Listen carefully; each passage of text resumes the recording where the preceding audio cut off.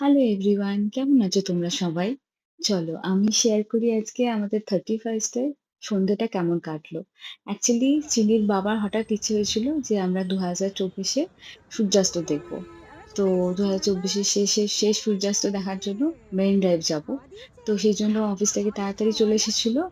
আর আমিও ভাবলাম ঠিক আছে চলো যাওয়াই যাক। তো সিমিকে দুপুরে ঘুম থেকে তুলে ওকে একটু ওয়াটারমেলন খাইয়ে আমরা রেডি হয়ে বেরিয়ে পড়লাম সূর্যাস্ত দেখব বলে। তো আমরা একদম দেরি করেই বেরিয়েছিলাম 4:30 নাগাদ। যাই হোক।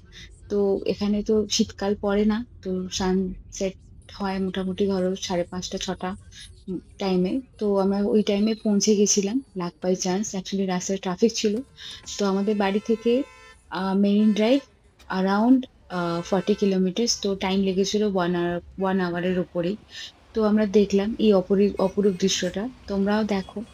আর ভালো লাগলো, বেশ সুন্দর দেখতে। এমনিতেও সমুদ্রের ধার থেকে সূর্যাস্ত দেখতে ভালোই লাগে। তো আমরাও দেখে বেশ খুশি হয়েছিলাম। আর সিন্ডোরও বেশ মজা লেগেছিল। সমুদ্র দেখতেও খুব ভালোবাসি এমনিতেও। তো আমরা এখান থেকে আ চলে গেছিলাম নারিমন পয়েন্ট। আমরা অ্যাকচুয়ালি মেরিন লাইনস এ একদম পার্কিং পাচ্ছিলাম না। তো মুম্বাইতে কার পার্কিং ইস সো প্রবলেমেটিক অ্যাকচুয়ালি, মানে ইজিলি পাওয়াই যায় না কার পার্কিং। আর তার উপর ছিল 31st নাইট। তো তারপরে সন্ধ্যাবেলায় তো নারিমন পয়েন্টে এত ভিড় ছিল দেখো।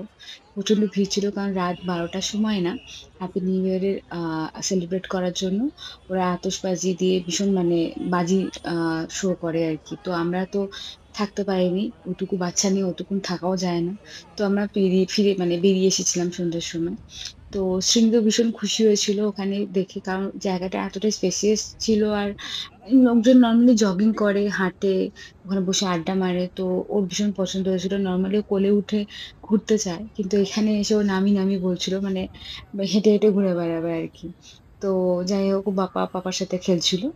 তো তোমরাও বলো কেমন মানে কাটালে তোমাদের 31st আ মানে বছরের শেষ দিনটা।